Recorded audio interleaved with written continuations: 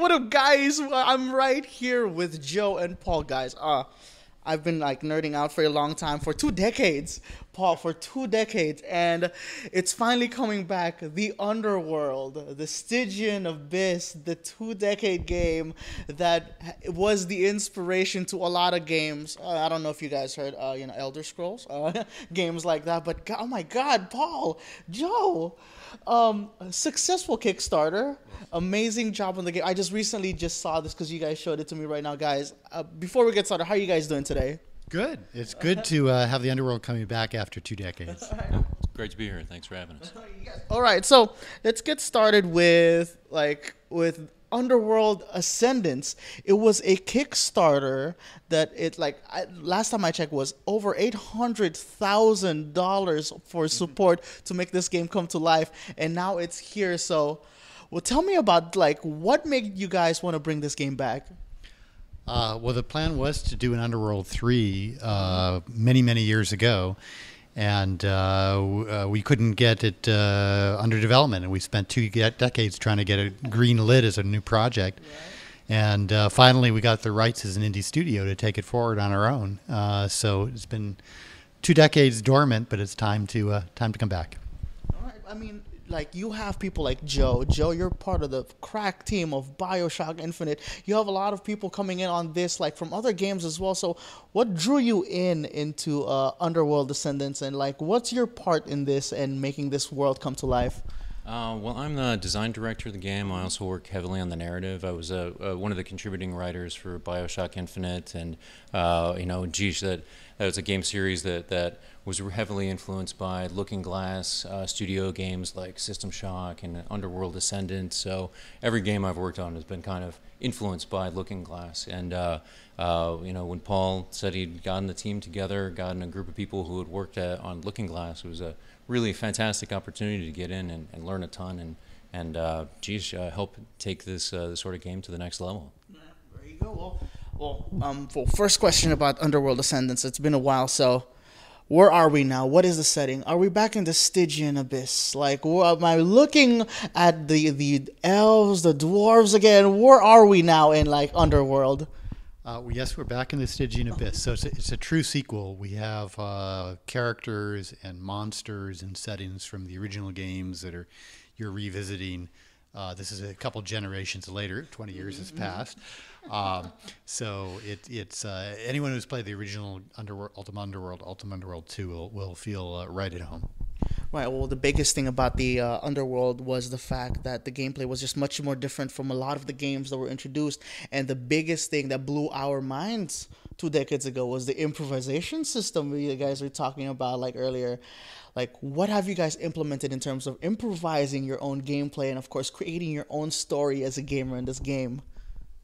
Well, yeah, there's a few different elements in the game that really tie together to make sure that it's a player-directed experience. There's the improvisation engine, and that's basically we're giving the player a ton of different tools to solve challenges on their own. We give people a challenge, and how they come up with how to solve it is totally up to them. They can fight their way out, they can bribe, they can alter the environment, they can do a number of different things. And then there's also how they choose to develop their character. If they want to focus more on fighting, stealth, on magic. If they want to mix and match, so you've got sort of a fighter mage or a thief mage, and then there's a faction system. There's like you said, there's the dwarves, there's dark elves, there's the shamblers. There are all these rival factions they're not quite warring. They're definitely butting heads, and based on who you ally with, you unlock different narrative, different quests, different exclusive weapons and spells. So we want to make it so that you can make choices just throughout the game that will alter your gameplay experience. So based on how I might play through the game and you might play through might be potentially really radically different. Well, I mean, as you guys also talked about the fact that this is an RPG game, I'm sorry. It's heavily influenced with inspired a lot of games in the future, and of course, the biggest thing about a lot of RPG games are loots, our class systems and whatnot. Tell me about that right now. How is this RPG much different from the other ones? It's an RPG in that you get to develop your own character who has very much your character with a set of skills, abilities that you're most interested in. But it's not a traditional RPG. It doesn't have stats. You know, there's no strength and dexterity. Oh, okay. So it's a skill-based system. We're trying to treat the fantasy world in an authentic way, as if because you're the avatar, like in the original games, and you're you from Earth. You go through a rune gate and find yourself in the Stygian abyss. And if you imagine that this would really happened, you wouldn't say, well, I'm going to roll a d6 to see what my strength is. But you might skill up in skills that involve strength or fighting ability and get better and better at that. So we're trying to get rid of the abstraction and make it feel as authentic as we can.